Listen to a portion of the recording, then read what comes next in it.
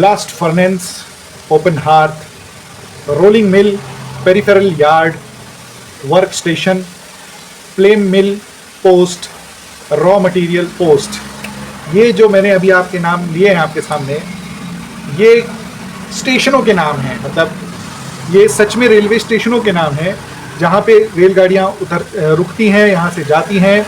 और इन रेल स्टेशनों में रेगुलर एवरीडे गाड़ियाँ आती जाती हैं और उसके बाद इन स्टेशनों में यात्री नहीं आते जाते, सामान आता जाता है।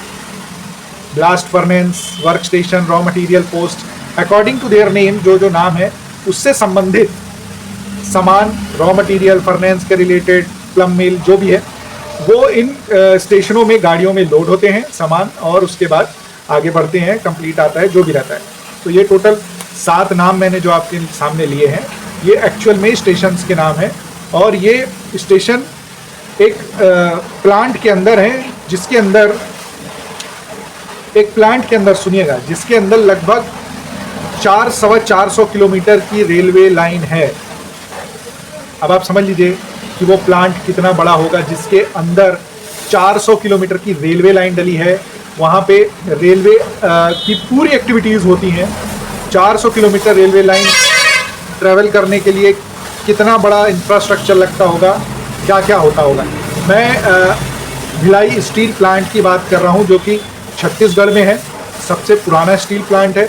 लगभग 1956-57 में इसका बनने की तैयारी हुई थी और 61-62 के आसपास ये ऑपरेशनल हो गया था।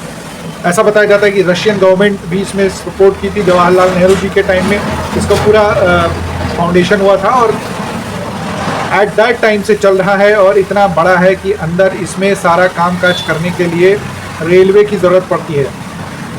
400 किलोमीटर की रेलवे लाइन है।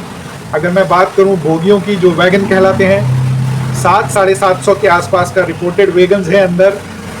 70 लोकोमोटिव इंजन्स चलते हैं जो इन 700 डब्बों को खाली प्लस सामान के साथ एक स्टेशन से दूसरे इन 7 स्टेशनों में ले जाते होंगे।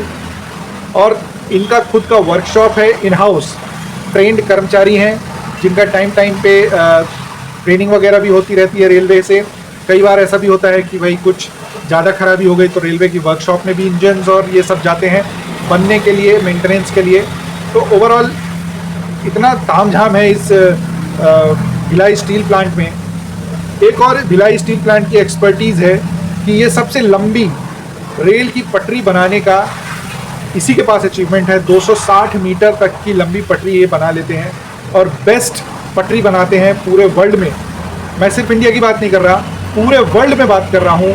पूरे वर्ल्ड में यहाँ से पटरियाँ सप्लाई होती हैं। मैं पर्सनली उस जगह पे जा चुका हूँ, कैसे काम होता है देख चुका हूँ, कैसे पटरियाँ बनती है वो तक देख चुका हूँ।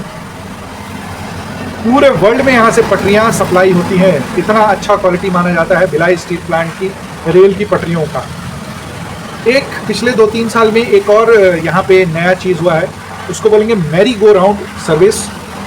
इसमें ऐसा होता था कि पहले गाड़ियाँ किसी पर्टिकुलर वर्कशॉप में या स्टेशन में जा रही हैं सामान उतारने या लोड करने, तो वो पहले एक लाइन से जाती थी, खाली करती थी, फिर एक लाइन से आती थी। बहुत सारा टाइम, एनर्जी, पैसा, रिसोर्सेज खर्च होते थे। लेकिन अब बताया जा रहा है कि वहाँ पे मैरी गो राउंड सर्विस हो गई। एक रेलवे लाइन थी उसको पूरा राउंड कर दिया गया है। तो ट्रेन एक तरफ से जाती है, जो भी माल लोड करना है या खाली करना है वो करती है, और दूसरी तरफ से बाहर आके अपना मेन लाइन में काम चली जाती है। एक अच्छी चीज़ ये है, सपोज कीजिए आपको रॉ मटेरियल पोस्ट स्टेशन में जाना होगा, तो रॉ मटेरियल का जितना भी स्टोर रूम में यूजली रखा जाता है रॉ मटेरियल, तो डेफिनेटली रॉ मटेरियल रखने वाली जगह, स्टोर रूम वगैरह इस स्टेशन के पास ही बने हुए हैं, जिसके कारण कम से कम टाइम, एनर्जी खर्च होती है इन दोनों के बीच में ट्रैवलिंग और पूरा कोऑर्डिनेशन बनाने में। एक फैक्ट जैसा हो गया ये इंडियन रेलवे के लिए कि एक इतनी बड़ी कंपनी जिसके अंदर 400 किलोमीटर की रेलवे लाइन है, 750 वैगन चलते हैं और 70 लोकोमोटिव इनको चलाते हैं। ये एक बड़ा अचीवमेंट है। और भी बड़े बड़े प्लांट हैं, लेकिन सबसे बड़ा ये जो फिगर्स हैं भिलाई स्टील प्लांट के साथ हैं, और मुझे लगा आपको इसके साथ शेयर करना चाहिए। अच्छा लगा हो तो चैनल को ज़रूर सब्सक्राइब कीजिए और पेज में देख रहे हो तो ज़रूर लाइक कीजिएगा।